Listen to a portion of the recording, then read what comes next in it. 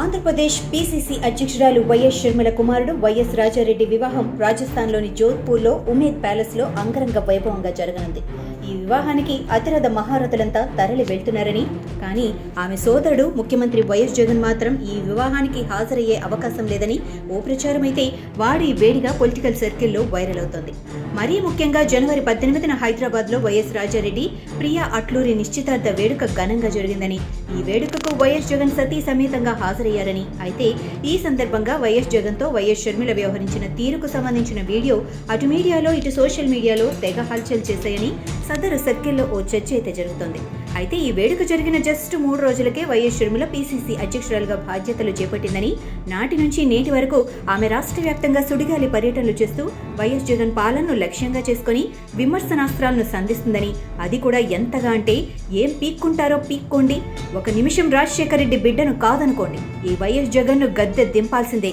తదితర డైలాగ్సే కాకుండా నాటి పాదయాత్రలో ప్రతిపక్ష నేతగా వైఎస్ జగన్ ఇచ్చిన హామీలు, రాష్ట్రానికి ప్రత్యేక హోదా తీసుకురావటం, పోలవరం ప్రాజెక్టు నిర్మాణం పూర్తి చేయటం వగైరా అంశాలతో పాటు విశాఖ ఉక్కు ప్రైవేటీకరణను సైతం ఆపేందుకు వైఎస్ జగన్ ప్రభుత్వం చర్యలు చేపట్టడం లేదంటూ ప్రజల మధ్యకు వెళ్లి సొంత సోదరుడు పాలనా తీరును బజారుకిడుస్తుందని, ఇంకా క్లారిటీగా చెప్పాలి అంటే వైఎస్ షర్మిల ఆరోపణలు చేసినట్లు ప్రతిపక్ష టీడీపీ, బీజేపీ, జనసేన నాయకులు సైతం చేయటం లేదని, అదేకాక వైఎస్ షర్మిల వ్యాఖ్యలు ప్రజల మనస్సులోకి బాణంలాగా దూసుకుపోతున్నాయని, దీంతో ఆమె విమర్శలపై ఫ్యాన్ పార్టీలోని నేతలకు ఎలా ఉన్నా వైఎస్ జగన్ ఎన్కోకి మాత్రం లోపల కుతకుతలాడిపోతున్నారని, దీంతో వారి పరిస్థితి కక్కలేక మింగలేక అన్న చందంగా తయారైందని, ఇటువంటి పరిస్థితుల్లో అన్న చెల్లెళ్ల మధ్య గ్యాప్ మరింత బాగా పెరిగిందని, దీంతో వైఎస్ షర్మిల కుమారుడు వివాహానికి వైఎస్ జగన్తో పాటు ఆయన ఫ్యామిలీ సైతం హాజరు కారనే అభిప్రాయం అయితే సదరు సర్కిల్లో వ్యక్తమవుతోంది. మరోవైపు ఎన్నికలు సమీపిస్తున్నాయి. వరుసగా రెండోసారి కూడా అధికారాన్ని అందుకోవాలని, అందుకోసం సీఎం వైఎస్ జగన్ వ్యూహాత్మకంగా అడుగులు వేస్తూ ప్రచారం చేస్తున్నారు.